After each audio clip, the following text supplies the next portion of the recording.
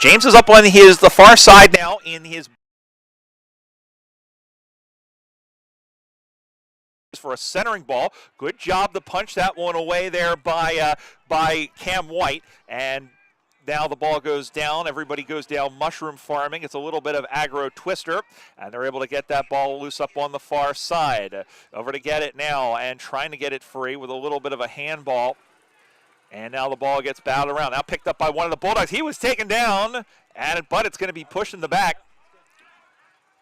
And it will be a free kick. And here come the Bulldogs up on the far side. Tell you, the pressure's been really good. A little unfortunate there. I thought the call might have been a little stiff, but the pressure's been intense here for the tackling on the onset. And really from both sides, but it's been the Bulldogs who have been able to put the pressure on in the Devils' defensive half. Kick is up on the way. It's going to be short. Pack forms, punched away by the Devils. Everybody swarms on it. Big pitchfork handball up at the top, looking for one of the Bulldogs there, and the ball has, they go to try and get it out. That one is soccered off the ground, going to get picked up and trying to send this one back the other way. Now gets his foot to the ball, sending this one up and almost punched free there by the Devils. Going to get punched free. They're going to go after it. And the ball goes still on the far side now, and it will be a free kick.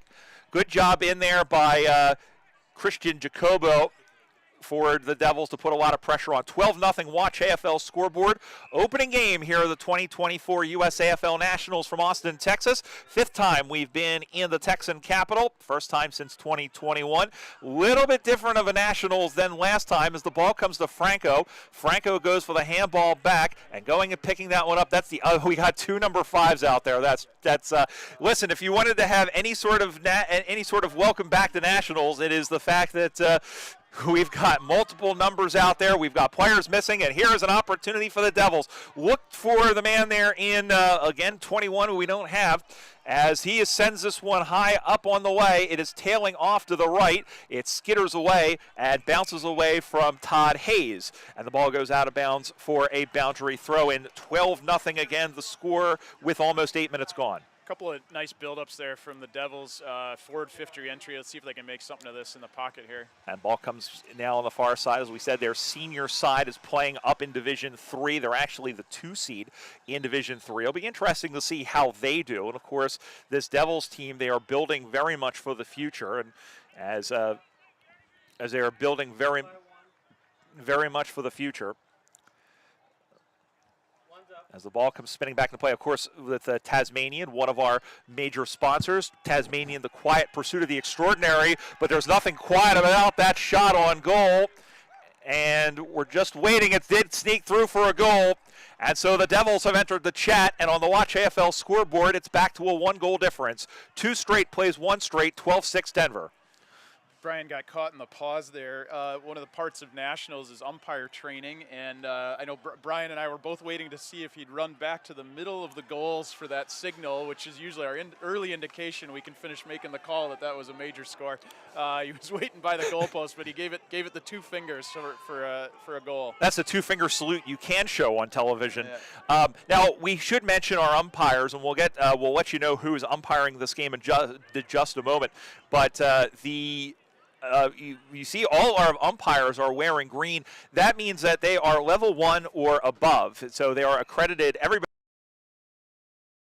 There are some level 0 umpires who, as Dan mentioned, there will be some that you will see during the course that they are training to get higher accreditation. They are wearing the orange jumper. So the orange, we have most of the games we have, it'll be volunteer. A bit of actual, honest-to-goodness boundary umpires, and from not only from here across, 2 grand finals, and also was described as the best bouncer of the ball by Brian Taylor. In fact, he was demonstrating some of that yesterday during the clinic. As that one is picked up, and I believe that is Jacobo to get it. Long handball back, off of 1 step, looks for it to square it up. Oh, good mark in there. Big, strong mark taken by Phil Camping. Camping sends this one into the top of the square, and it'll be a shot on goal upcoming and a chance to extend the lead. Well, I can tell you, Brian, the 9 o'clock game is thankful that this game is going on because the tackling has been intense and a lot of bodies on the ground mopping up the dew on the grass we have this morning. And from dead in front, Phil Bernard has missed. And so the first blemish on the scoreboard, Watch AFL scoreboard, it is 2-1-13 Denver. No score for North Texas. Camping with a big mark there, forward 50 option. I think just a little kicking error at the end let him down, but a nice build-up and entry into 50 there for the Bulldogs. This ball goes out on the far side now, somewhere in the neighborhood of 95 degrees in that area. We'll tell you that they might change to where they're playing quarters to allow for more breaks as this one is sent on the way, but behind 2-2-14 to 1-6, Denver up by 8. Good morning, myself included. There's plenty of folks wearing long sleeves right now because of a bit of chill.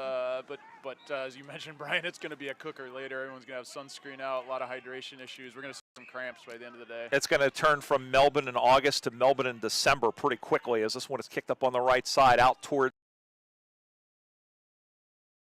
for it, but it was a push in the back. And just getting in there was Justin Hammond, and a good mark taken, or at least a good effort for the mark. He did earn himself a free right in front of our cameras that know all or see all, and sends this one up on the way down the line into the forward. But not paid the mark. Handballs over from Tim Brayshaw as opposed to Jim Brayshaw, who is a pretty darn good commentator in his own right. Pitchfork handball over the top by Robertson, who has the football. Check that. That was Luke Durkin. Can't forget Luke. Luke in the national team program as that one rolls and skips and hops. Going to get picked up. Little handball back. Sending this one along to the far side. Off of one step goes Ace Franco, and that one is going all the way home. Dave Franco from 35 meters out, right through the hay diddle diddle, and that is their third to 3-20 to 1-6. It's a 14-point lead. Yeah, Franco capitalizing there. Just a little bobble on the ball pickup. Christopher James with the Devils there had an opportunity, but tough bounce right there on the edge of 50, and Ace capitalized, cleaning that up and heading into the goals. Ball comes back in the first time you are watching Australian rules football. It is not rugby. It is not soccer. It's not Quidditch. It's a game that's played by many, many people down in Australia, and a sport that is slowly growing around the world. And of course, we saw that with the Transatlantic Cup back in August, where Team USA making the final of both the men and the women's side, as this one is cleared out to the near side now. Going after it and looking for it is Michael Braun, but it skips by him and goes out of bounds in front of the chasing Zach Marshik. And we'll have a boundary throw-in.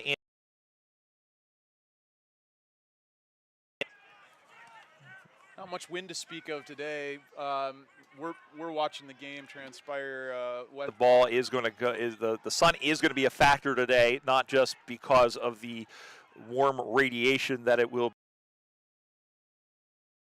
cover as this one is handed, but also in terms of the marking contest. That's Tim Dignas, who is a veteran of the USAFL, going to get picked up. Look for a handball going down. Going to send this one across. Big tackle put in there, big bump, and then going after it, we have a whistle. If it's from the other field, that's going to be a common theme. Going to get picked up, and then sending that one forward is Quinlan.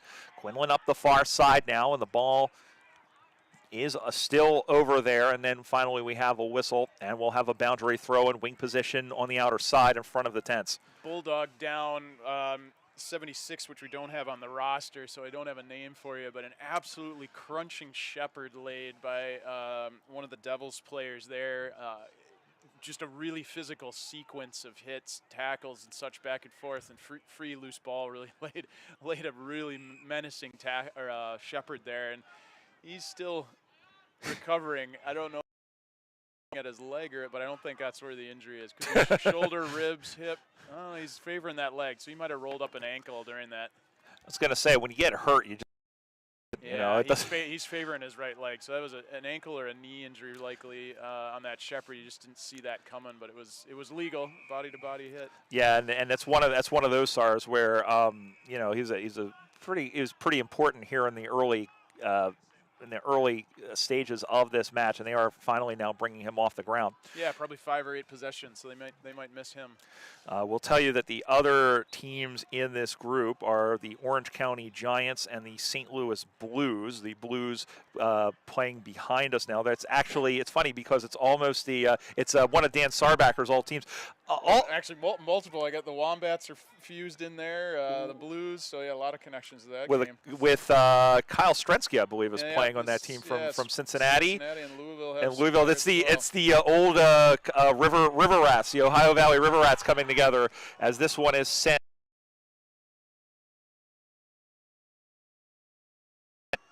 And going to get picked up. Ball gets shoveled, sent in. Looking at one go up high. Oh, right through the hands of around the chain of fools. Get through one tackle. Sending this one in. Looking in front again for Camping. Just clean bowls him. Bulldog got knocked down in the process. Drummond is in there for the Devils, and this one is taken down, and the umpire said it is a free kick for holding the ball, as he did have possession, and getting pinged, I believe, was Todd Hayes. There was an 8 there, and the ball is played up on the far side now, and stays in play. Just getting that one away after getting tackled again was Braden Harwood, and the ball has gone. Settled down, I think, in the last couple of minutes, Sars, because as you mentioned, they were coming out a mile a minute. Perhaps they were like a pack of wound mice at the moment. Yeah, well, everyone's keen, just getting into town in the last day or two, and so 8 a.m. game. They were hot on it from the beginning. I'd say the tackling and pressure's still been high, as evidence right now. We're watching it unfold right before us, but they're starting to find some openings, starting to string a few things together as the teams settle in. Now, Sars mentioned, of course, the game behind us. The other two teams in this group, the St. Louis Blues and the Orange County Giants, are doing battle. A reminder that we are streaming over on Field 2, so you can flip back between our game and theirs, however you want to do it. Of course, you can do so. We are on gridironproductions.com. And we'll have a matchup. We'll have all of the streaming links there for you. As getting set to line up, here is Justin Hammond for the Bulldogs, trying to extend their lead. Leans back, puts this one right over the goal umpire's hat. 4th goal of the game for the Denver Bulldogs reserves. They go to 4-26. They lead the North Texas Devils 1 straight 6 as we near the end of this first half. So thus far, Denver's been a little more effective in linking up. They've sent that 3rd or 4th player to those contests. As we mentioned all along, Brian, the tackling and the pressure has been really intense thus far. But I think the difference is that Denver's getting that 3rd or 4th or sometimes 5th player to that if need be. And so they've been able actually more times than not to squirt out of these packs with use of the ball and keep the pressure in the forward end. Yeah, that's I think what's been the difference between the sides. When here on the Saturday morning here in Austin, Texas. This one is sent in. That is in our field. Barnard going up after Drummond, and the ball has gone out of bounds, and it will be a boundary throw in. 5 meters around. Really clean out of the center bounce there, straight to a forward 50 entry, and here they're on the attack again.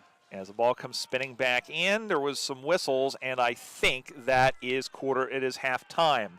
So, well, first half of the 18 games that we'll have for you over the course of the 2 days is in the books, and the score on the Watch AFL scoreboard. It's the Denver Bulldogs reserves, 4 goals, 2 behinds, 26 points, 1 straight 6 for the North Texas reserves. And Sars, it's always tough being the first game of the day. Much different conditions than what you're going to play in the second game today like this. And so far, the key has been the pressure. And I think the fact that the field is wet is contributing to that. Yeah, pleasantly surprised, despite the wet field and how much dew, and we can still see a heap of it out there. The hands have been pretty good. I think the pressure is really what's caused, I think, the game to not open up completely. And so kudos to both coaches. Sides are obviously well coached because the pressure's been intense. But as I just mentioned a minute ago, I think Denver's had more success opening up a few of those lanes just because they're sending a few extra players to those contests, committed to the running to make sure that they come out with the possessions.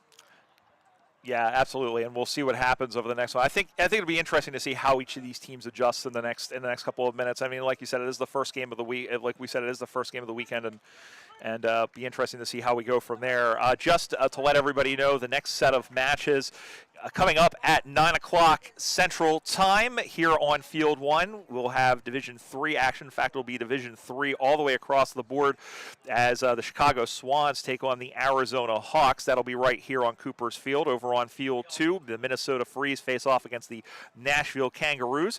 That's on Field 2. On Field 3, the North Texas Devils senior side will play the Philadelphia Hawks.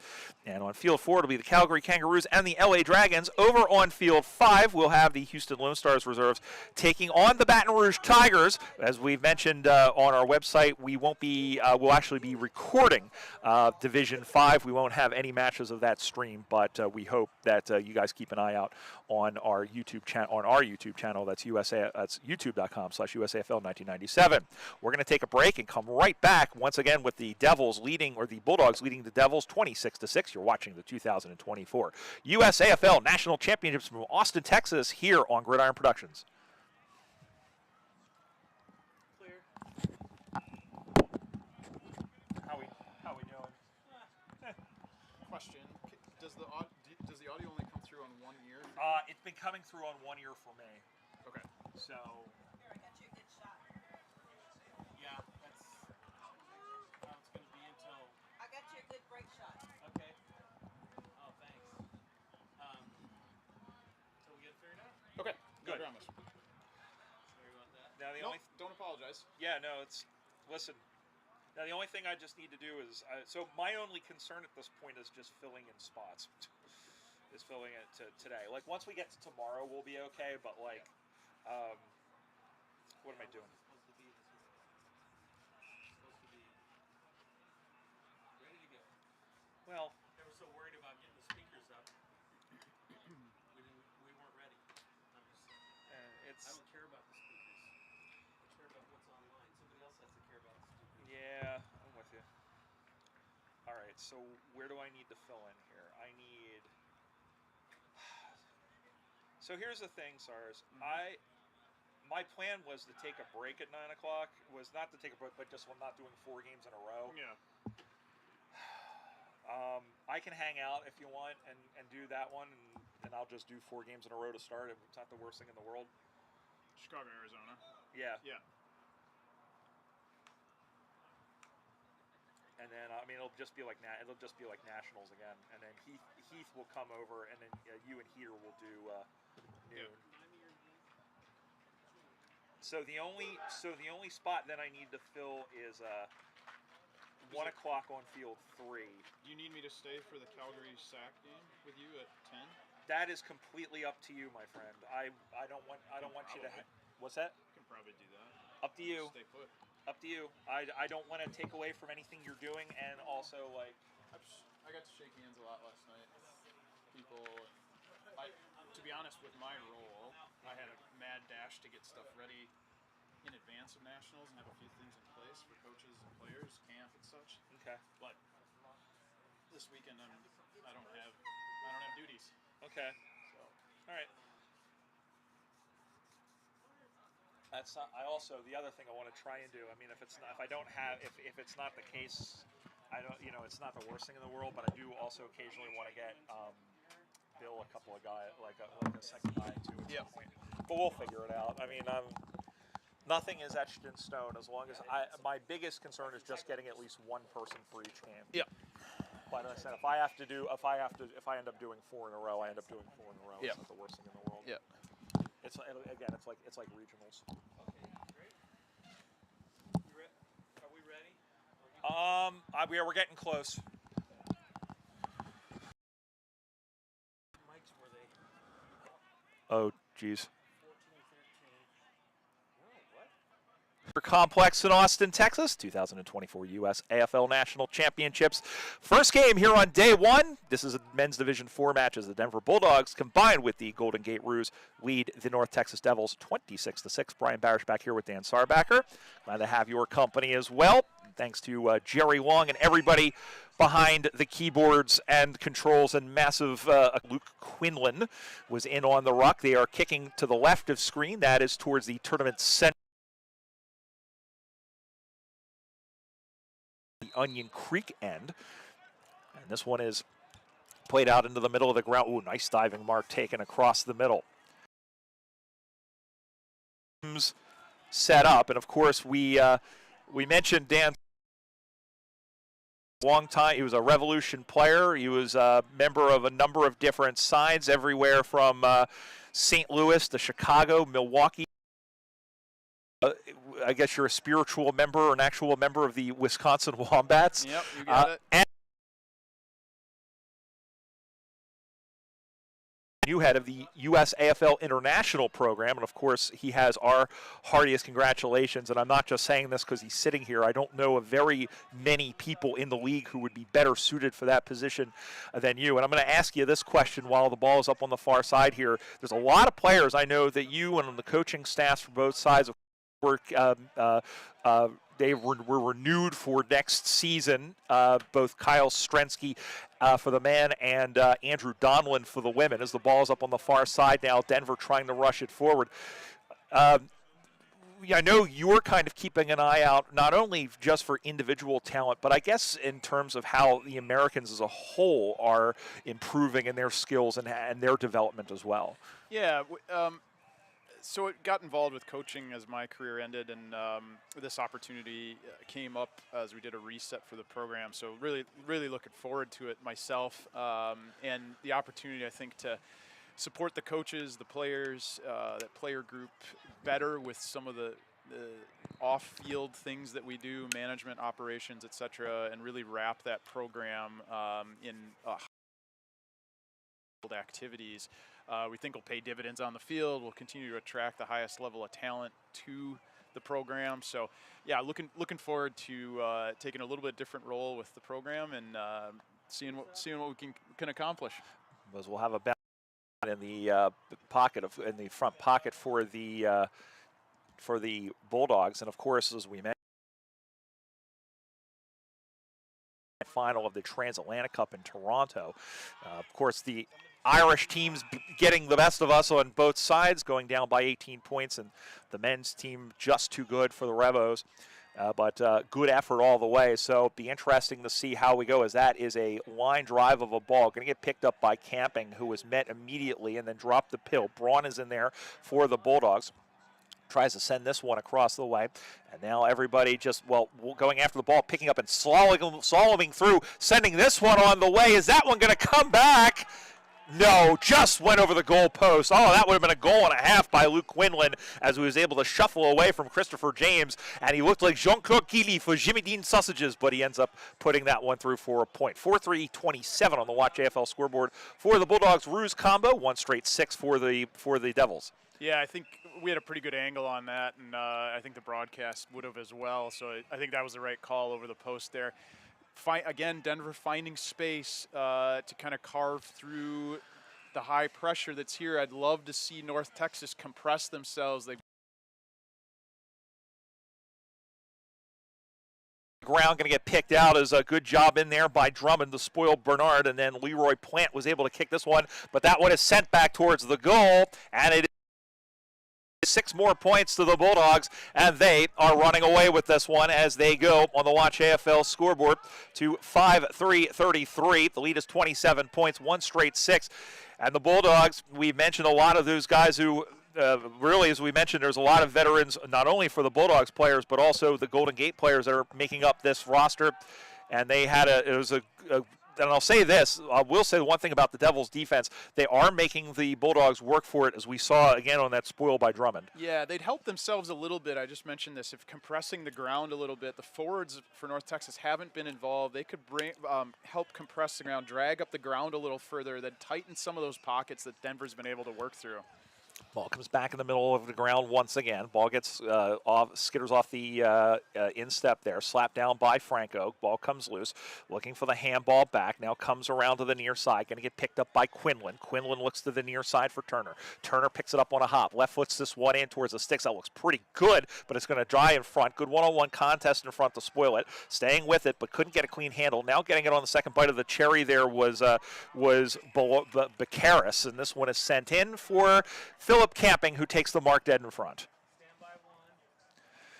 So a chance to extend the lead by Phil Camping, who has he's played been a pretty good mark on the senior side, and we'll talk about the teams here for Denver in just a moment as Camping leans back, sends this one on the way, just looks like it snuck inside the right goalpost, and it did. Another goal. That's the 6th of the game for the Bulldogs. They go to 6-3-39. Devils 1 straight 6. Watch AFL scoreboard.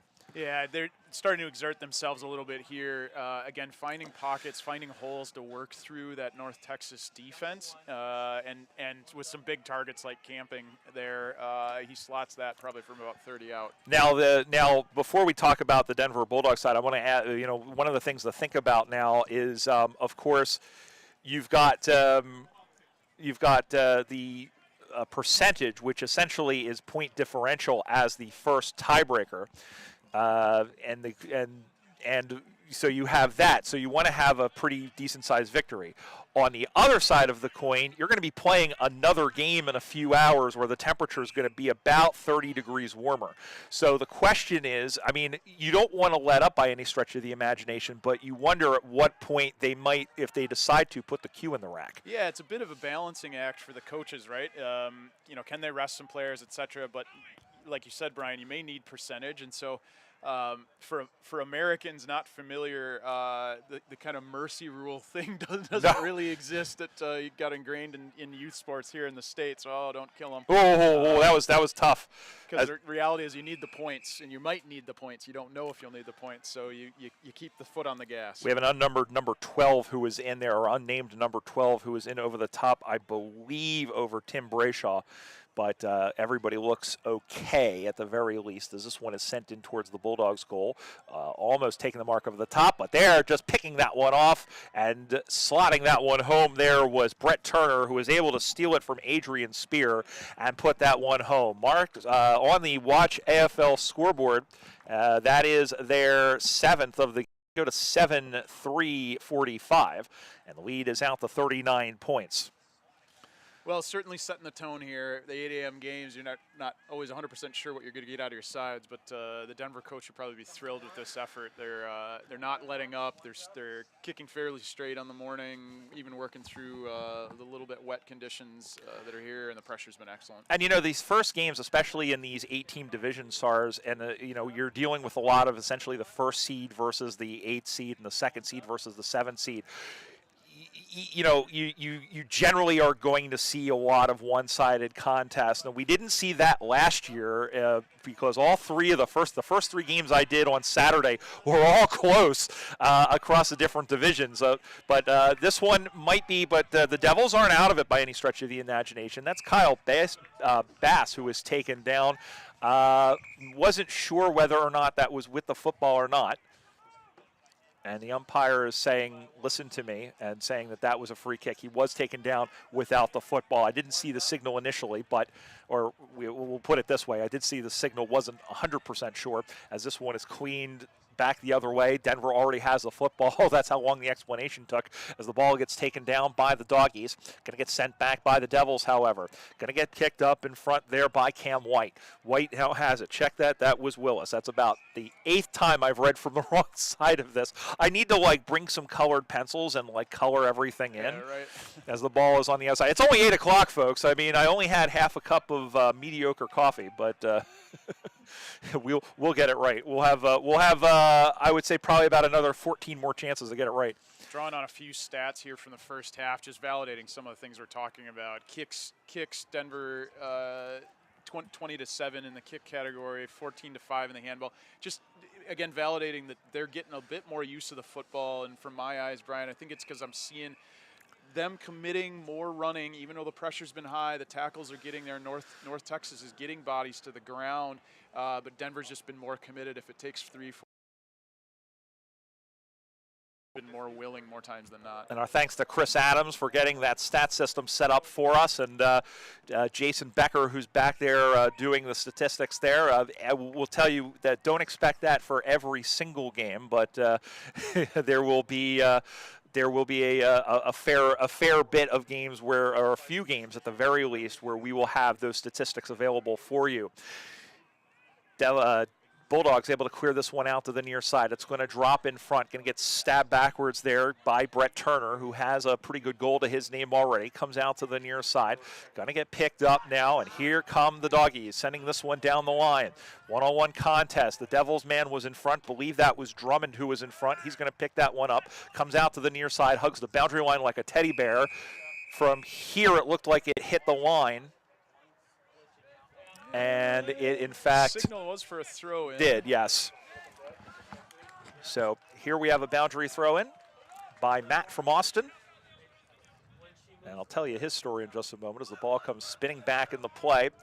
I would love to tell you his last name, I can't, but that gentleman here in the orange shirt who just threw the ball in, he gave me a ride home. He was telling me he found footy in 2020 during the pandemic. He's local based here in Austin as the ball goes out of bounds.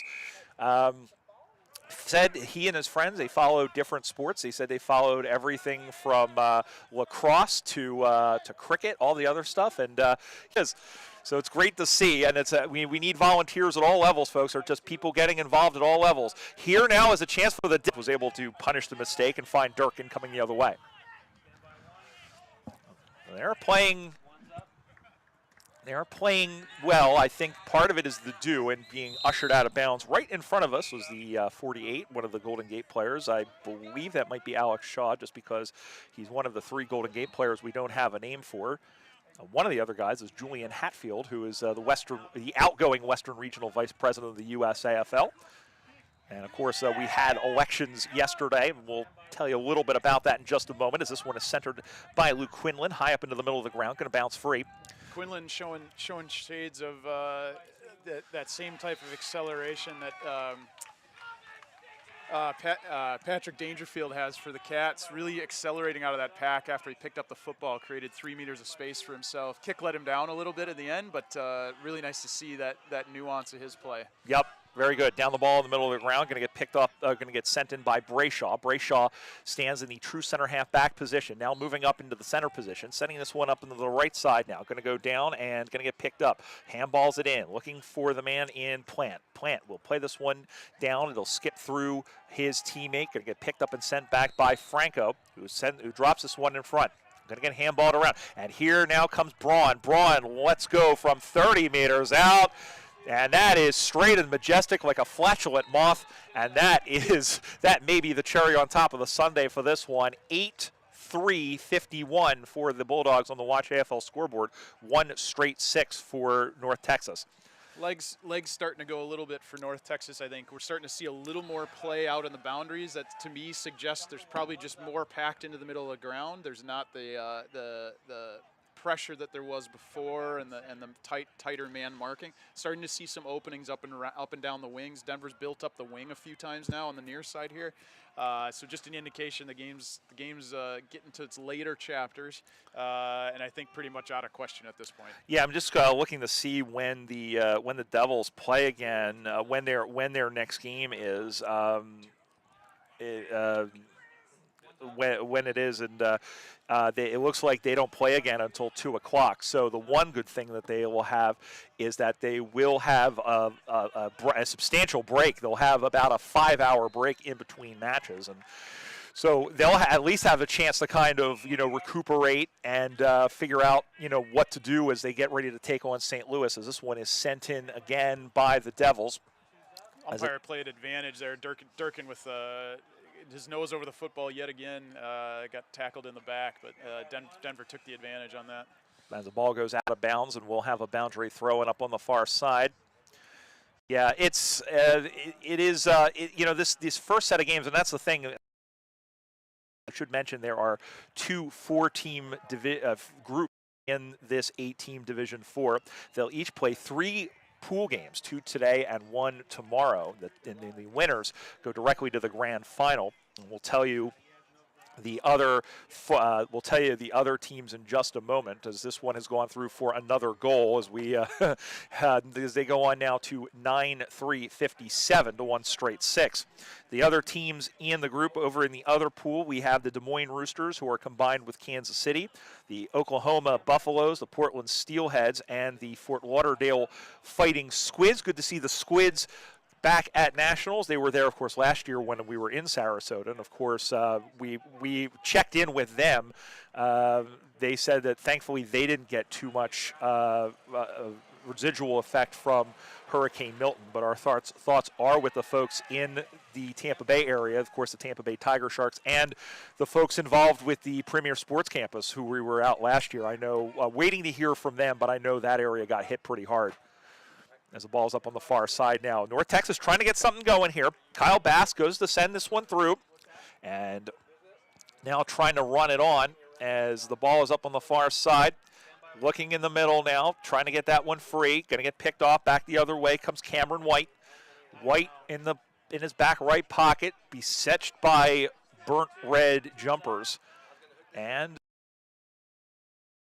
chance, Sars. Yeah, again, the pressure's been good all day, and that's going to talking about is Denver's been a little more willing to send more numbers to those contests and ultimately come away with the ball, but some really good opportunities because their pressure has just been outstanding. Yeah, it really has been, but they do give up a point there.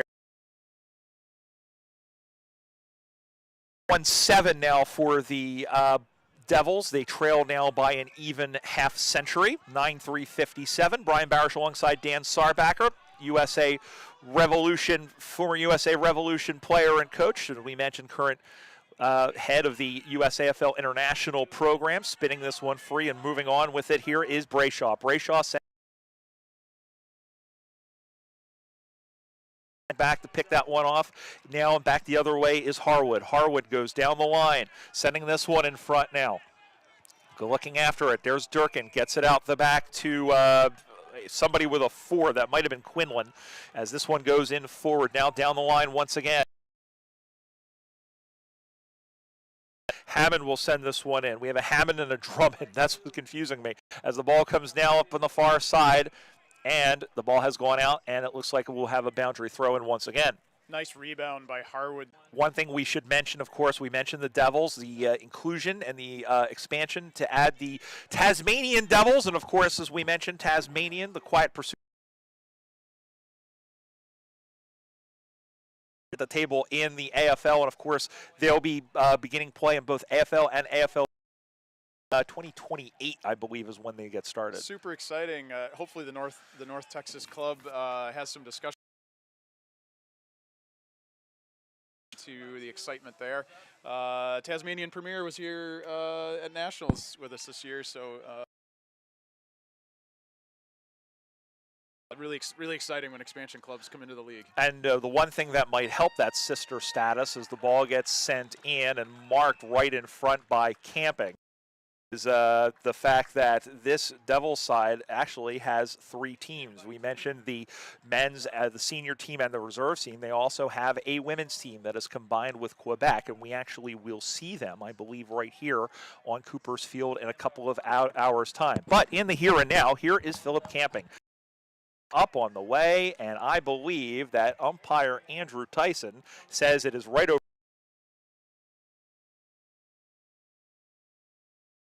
And so not quite 10-4, good buddy, but it's 10-3, little buddy, something like that. 10-3 to 1-1.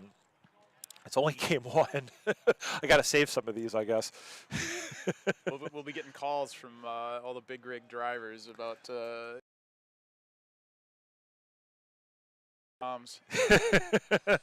Well, I'll tell you what, and of course Bill Robert is commentating over on Field 2. He and his wife Stacy drove all the way down here from Boston, and they were saying that a lot of truckers about down in Louisiana way, and as this one is sent this one in just dead in front. Denver right now, this is turning into offensive training for them seemingly as the ball gets taken down, handballed back, and that is that. full time in Game 1 of the 2024 USAFL Nationals Men's Division 4. It's the Denver Bulldogs reserves, thanks to help from the Golden Gate Roos, 10-3-63, defeating a very game but outmatched North Texas Devils reserve side 1-1-7. Yeah, great start to the day. We're gonna try to get Luke Durkin over here for an interview, but Brian, I think the comments we made early have stood through. Really great contest. The pressure was excellent on the morning. In the end, I think Denver ran out winners in this because they were a little more committed to the running and they got numbers around those contests. Here's Luke on his way, so we'll have a chat with him. Yeah, I'll talk to him. Of course, Luke, a veteran of this of the USAFL and Denver Bulldogs. Luke, congratulations on the victory. 8 a.m. start, not ideal, but you guys seem to cope with it. Yeah, we've played a lot of 8 a.m. games here in the Resies. We seem to often start in that time, and we know it's wet footy. It was man, it was like a bar of soap out there, but yeah. Yeah, I was going to say, it's like a greased watermelon. Talk about playing with some of the Golden Gate reserves. I mean, there's a lot of experience there, especially Ace Franco, who's played on the national team side. A bunch of Australians. How have you guys meshed with them so far? We've meshed great so far. It's honestly been one of the best, I think, pairings we've had. They just, they're all very experienced guys. They know what to do and they know where to be, and they adapted to our game plan very quickly. We were able to play very as a cohesive unit. You've got about 5 or 6 hours rest. I know everybody has different routines. I had mine as a player. What are you guys going to do in the next few hours? Yeah, for me, it's all about hydration and refueling. I'm a very sweaty salter, I've learned, so I get some pretty rough headaches here if I'm not drinking lots and lots of sodium and electrolytes. One last question. How many nationals is this for you? This is this will be number 9 for me. Okay, that wasn't the question. What's your favorite part about this carnival? Oh man, just so many teams. You get to play so many teams from around the country, especially a guy like me playing in the reserves, Division 4, and occasionally up in the Division 1. I've had a chance to play almost every team in the country now, so it's that's an exciting part for me, and I think for a lot of guys. Well, congratulations, Dirk, on a good win. Best of luck the rest of the tournament. Thank you very much. Thanks so much. Luke Durkin of the Denver Bulldogs, and no worries, of the Denver Bulldogs here with us. Once again, repeating the final score here in Game 1. The Denver Bulldogs reserves 10-3-63, defeating the North Texas Devils 1-1-7. We have another game coming up right here on Field 1 as the Arizona Hawks take on the Chicago Swans in Men's Division 3. Don't go anywhere. We'll be right back. You're watching the 2024 USAFL National Championships from Austin, Texas on USAFL.com, powered by Gridiron Productions.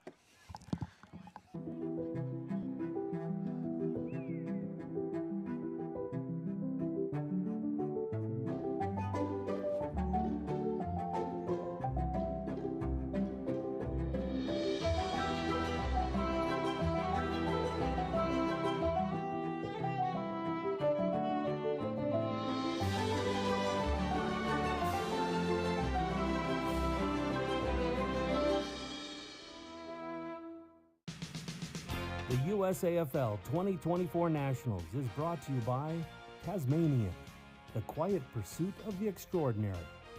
Cooper's, Australian made and owned. Cooper's Beer. Visit Austin, live music capital of the world. Aussie Sports USA, the official apparel provider of the USAFL. Qantas Airlines, the spirit of Australia. The Australian Consulate General, Houston. Three Cuts Gin. Odin Mortgage and Tax. CyberSolve IQ, the inaugural cybersecurity partner of the USAFL. And by USAFL Foundation. Play on.